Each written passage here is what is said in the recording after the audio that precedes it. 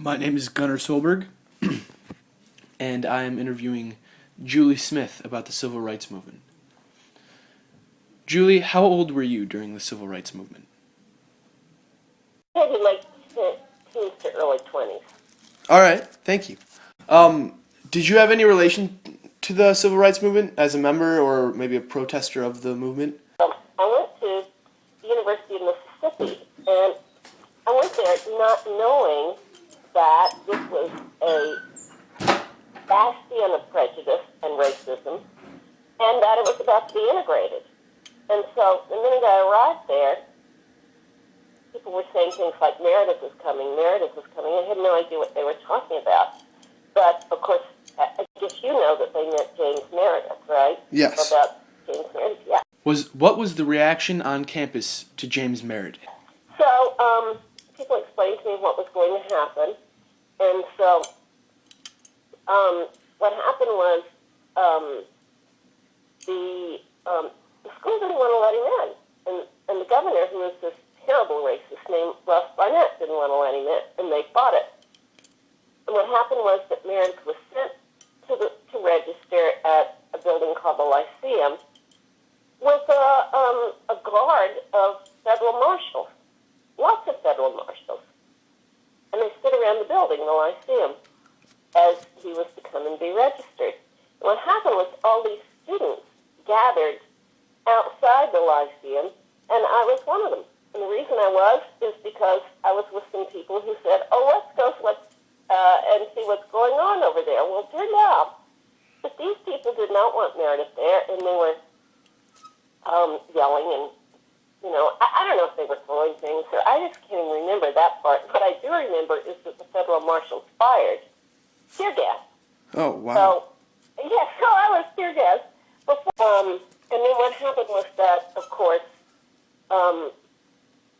that protest did manage to quell the whole thing, or the marshals did manage to.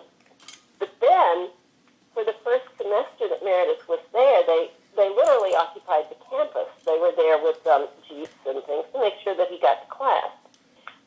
But he was in my French class. He was a very nice man, kept to himself and so forth, but people were really, really mean to him.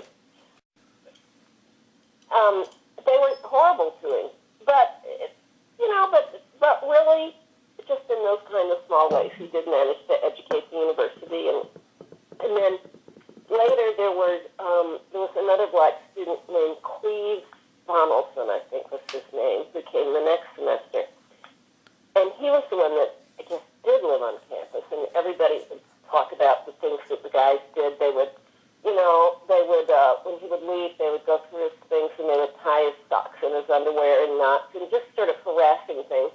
And then at night when he was trying to sleep, they would make a lot of noise and throw bottles over the floor and things. So it was kind of an awful place. So if I wasn't going to be interested in civil rights, when I went there, I certainly was by the time I left. Did you know anyone who was strongly for or against the Civil Rights Movement?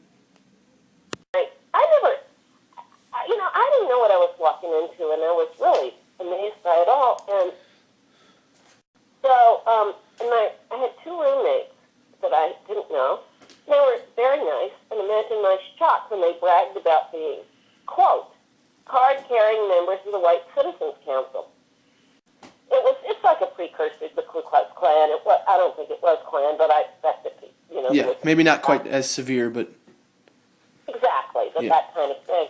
So these girls bragged about that, and I never said a word. I would just smile. I didn't say anything. And then one day, one of my roommates took me home for a weekend, and when she introduced me to her father, here's what she said.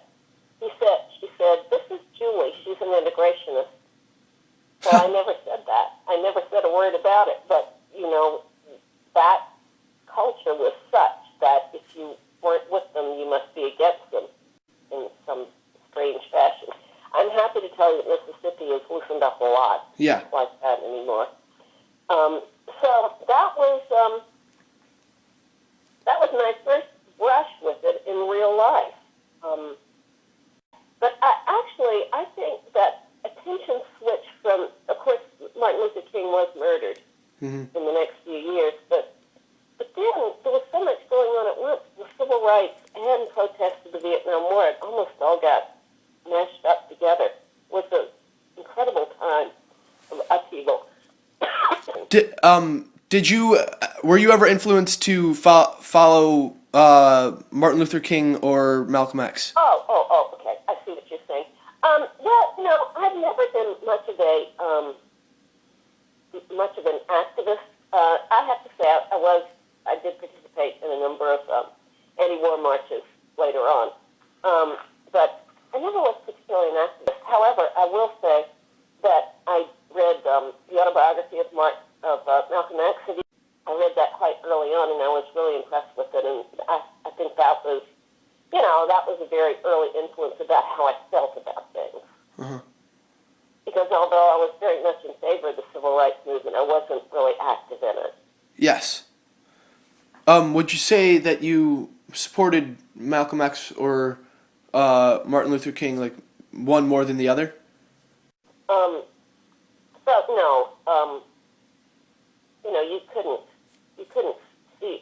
Martin Luther King, I think, was probably far the greater leader, and he was. You could see that he was doing really good work. Yeah. But I was able to understand it better by reading the book. Yes. Because Malcolm X was the guy who had written the book. So that's why I mentioned him. Yeah, that's understandable.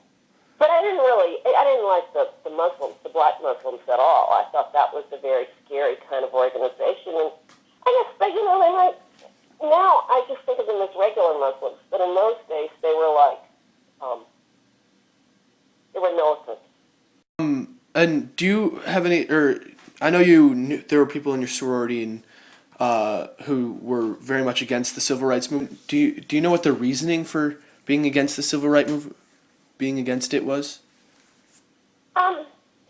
I didn't talk about it with them too much, but I had many relatives who were racist when I was growing up, and as far as I could see, their belief was that it was very simple. White people are better than black people in every way, and, they shouldn't have any of the rights that white people have.